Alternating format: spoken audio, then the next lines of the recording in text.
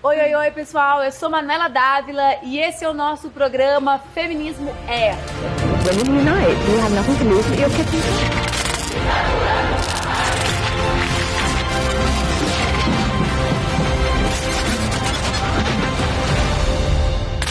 Hoje eu vou conversar com a Karina Vitral, pessoa maravilhosa, uma jovem de 31 anos, que é presidenta nacional da União da Juventude Socialista, a entidade que eu me filiei, foi a primeira entidade que eu comecei a militar aos 17 anos de idade, mas a Ká também foi presidente da União Estadual de Estudantes aqui do estado de São Paulo, onde nós estamos gravando esses programas, e foi presidenta da União Nacional dos Estudantes. Por isso que eu perguntei, Karina, você tem 31 meses, porra, já fez tanta coisa nessa vida e tem só 31. Bem-vinda, Ká, que bom falar contigo.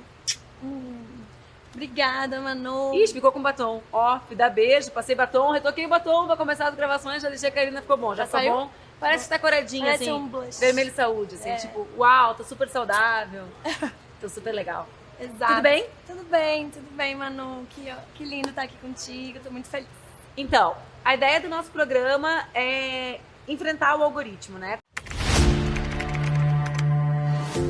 Oi, Manu. Aceitei sua provocação e tenho visto coisas absurdas na internet.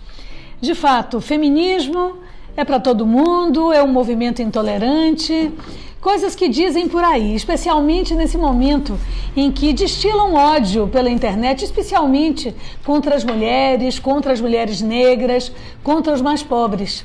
Não, gente, feminismo não é machismo, ao contrário. Feminismo não é a guerra dos sexos. É apenas um movimento, é uma ideologia que coloca na ordem do dia que, de fato, nós somos diferentes, mas somos iguais. Então é dentro do direito humano da mulher que o feminismo se coloca. Agora tem uma coisinha objetiva. Dois corpos não ocupam o mesmo lugar ao mesmo tempo, e isso é a física. Então as mulheres precisam erguer a cabeça e ocupar os seus espaços na política, no mundo do trabalho, nas batalhas realizadas no mundo da ciência, onde as mulheres são apenas colaboradoras em geral, não vão apor o seu nome na história. Então o feminismo não é intolerância. As mulheres são as primeiras a acordar e as últimas a irem dormir. Nós temos uma jornada que é dupla. Não é apenas filosófica e sociologicamente, é no concreto, é no dia a dia. Mesmo a deputada vai para a pia no fim de semana, porque a outra mulher terceirizada para fazer e garantir a sua retaguarda, ela também precisa descansar. Então nós temos hoje uma grande batalha, a batalha de afirmar o feminismo moderno como a garantia da igualdade de oportunidades. A garantia de que a mulher possa ser, do ponto de vista do trabalho, alguém que tenha salário igual para trabalho igual. Do ponto de vista da política, não a mulher carreadora de sobrenomes importantes, mas a mulher que protagoniza. No ponto de vista da vida, deixarmos de ser 2/3 dos pobres e 1/3 dos analfabetos de todo o mundo. O feminismo é libertar a mulher. E a mulher liberta a sociedade. Quando a gente entra no sistema, faz buscas com relação ao feminismo, a gente sempre encontra nas primeiras buscas, sobretudo nos computadores que são de homens, então o algoritmo ele vai se educando, né? Se a gente chega num computador de um homem brasileiro médio, assim, e faz uma busca, as primeiras buscas com relação ao feminismo sempre aparecem coisas terríveis. Então a gente está tentando reeducar o algoritmo. E primeiro eu queria te fazer uma pergunta básica, das mais comuns, que mais dialogam com o senso comum, que talvez no Brasil de 2019, de 2018, tomara que no de 2020 já esteja um pouquinho mais fraco, talvez seja uma das ideias mais fortes relacionadas ao feminismo, que é: o feminismo é o contrário do machismo? Não, de jeito nenhum. De jeito nenhum. Não, Por quê? Vamos lá. Essa é a primeira coisa, assim, que a gente, quando vai conversar com meninas, tem que explicar. Não é o contrário de machismo. Inclusive, o contrário de machismo é feminismo, que é a ideia das mulheres serem superiores aos homens. O feminismo é a luta das mulheres pela igualdade. né, pela equidade, pela igualdade, por uma busca de um mundo mais igual para os dois gêneros, os homens e as mulheres. Quando a gente fala em igualdade, sempre tem uma ideia de que a gente quer transformar as pessoas todas em pessoas sem diferenças. A gente está falando sobre isso? Não, de jeito nenhum também não. Bom, equidade é diferente de igualdade, né? Até hoje eu vi um meme dessas coisas que tem na internet que estavam, assim, 3 pessoas, uma mais baixinha que a outra, tentando olhar por cima do muro. A igualdade é o mesmo muro para todas aquelas pessoas daqueles 3 tamanhos.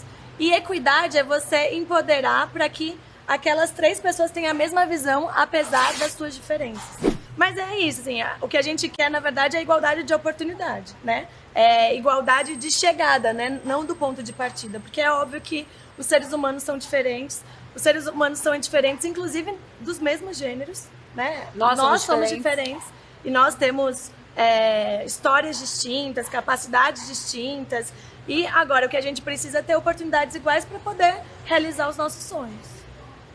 Essa ideia de que o feminismo assim, o machismo é ruim e o feminismo, portanto, é ruim porque o feminismo é o oposto do machismo, é uma ideia muito difundida para estruturar, digamos assim, todas essas fake news e essa campanha de ódio, de destruição do feminismo, né? Então, o machismo é essa ideia de que os homens são superiores às mulheres. O feminismo, ele não é a ideia de que as mulheres são superiores aos homens. Se tu fosse imaginar o que é o feminismo para ti, né?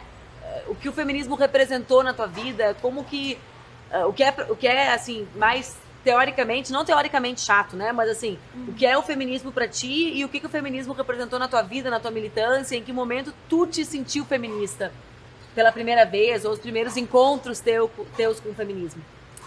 Na minha vida é bem engraçado, porque foi a primeira coisa que me encantou. Eu era uma jovem engajada que dizia, eu não gosto de política. Eu me dava arrepio achar que...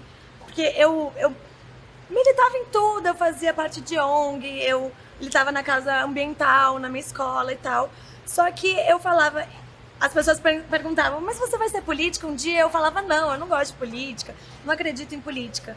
Mas o feminismo, para mim, sempre significou essa luta coletiva. Então, minhas primeiras militâncias foi no movimento feminista.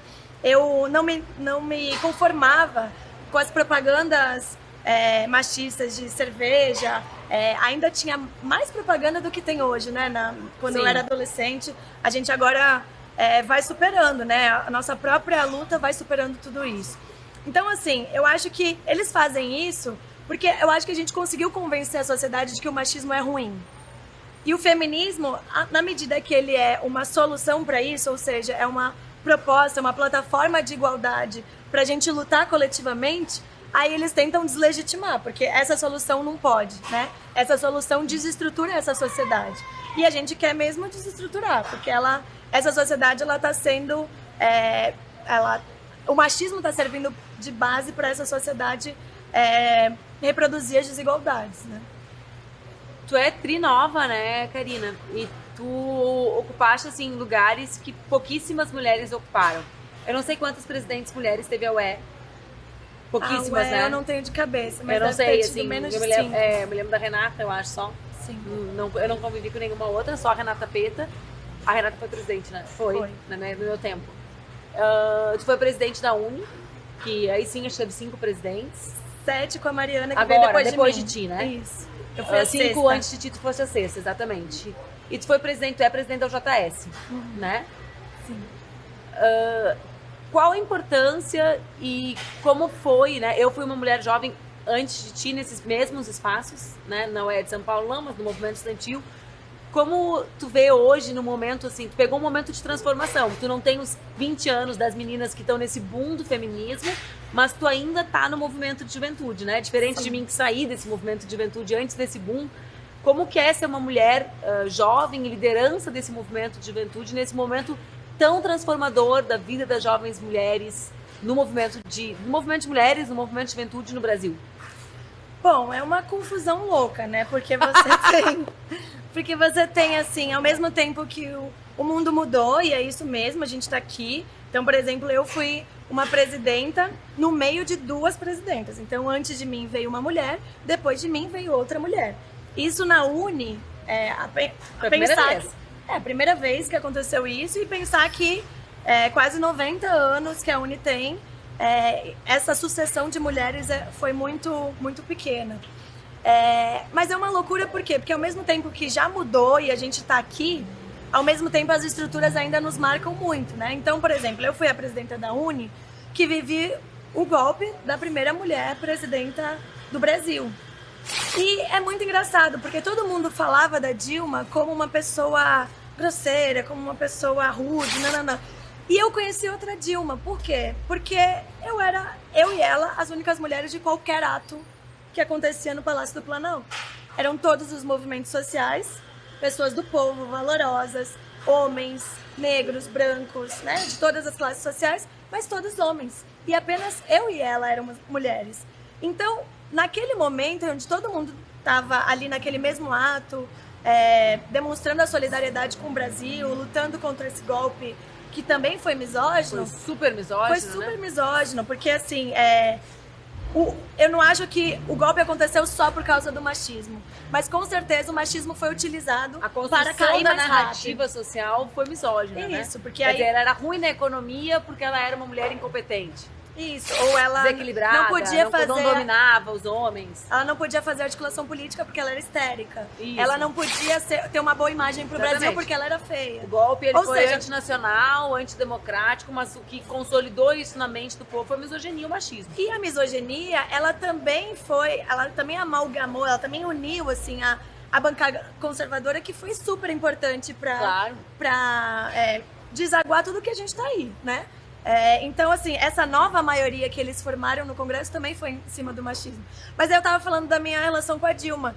E aí a gente se aproximou muito, assim. Por quê? Porque as coisas que a gente conversava depois dos atos, a gente falava muito de série da Netflix e tal. E eu imagino que ninguém ficava falando disso com ela, porque olhavam ela ali só como uma presidenta, né? E não como um ser humano. E eu ficava pensando, poxa, como é que essa mulher sozinha tá enfrentando esse leão, né? Sabe que eu sou fissurada, eu estudo muito, assim, a solidão das mulheres poderosas, né? Porque as mulheres que ocupam espaços de poder em toda a história da humanidade são mulheres sempre sozinhas.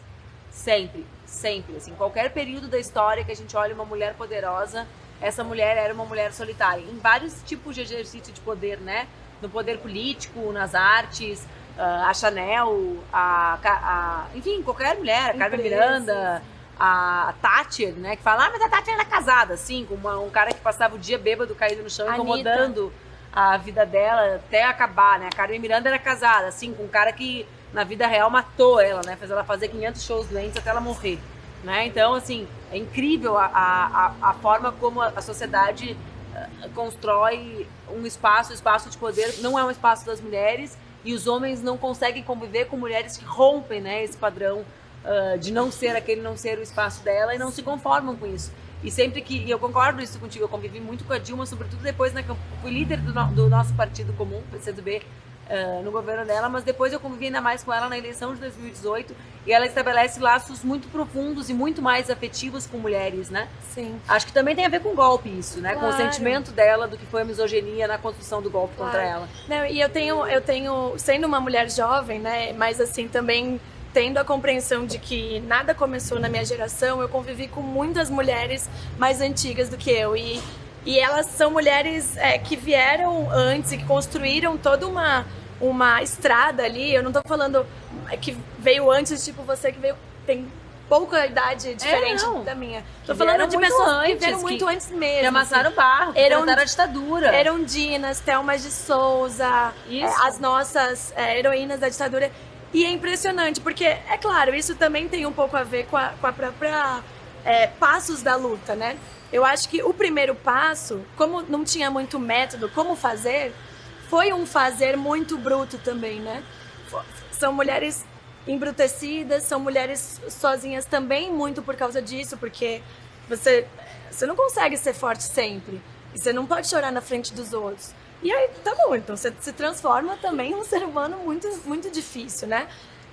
E quando você vai... E aí, assim, você tem que fazer escolhas, então tem essas relações afetivas muito jogadas de lado. Mesmo a relação com a maternidade é uma relação muito difícil. São mulheres também frustradas porque não conseguem, né, criar seus filhos mais cotidianamente, né, e tal. E aí eu acho que a sua geração, Manu, e eu acho que você no Brasil tem um papel muito fundamental nisso, quando você abraça esse tema da maternidade, das relações pessoais e começa inclusive a ter uma revolução sua pessoal, né? Com relação a isso, é de dizer o seguinte: não, vamos ter que inventar um jeito de transformar essa política, porque eu vou fazer os dois, né? Eu vou ser política, eu vou ser mãe, eu vou ter uma relação que não precisa ser um quadradinho, né, e tal. No caso, agora você é casada, mas pode um dia não ser, né? Poderia não ser. Não era antes, era horrível quando não era, porque passava o tempo inteiro falando sobre isso. Não, digo, né, ser uma mulher solteira é horrível nesse mundo, né, porque... Então eu acho que tem uma coisa, assim, porque quando a gente percebe que também o feminismo é a gente conseguir exercer o nosso potencial pleno, não tem como, até pelo nosso potencial, pelas contradições da nossa criação, não tem como a gente abrir mão do espaço emocional. Olha como a Manu disfarça. Ela perguntou, você tem 31 meses? Ela falou assim, tu é nova, né? Mentira, ela achou que eu tava velha.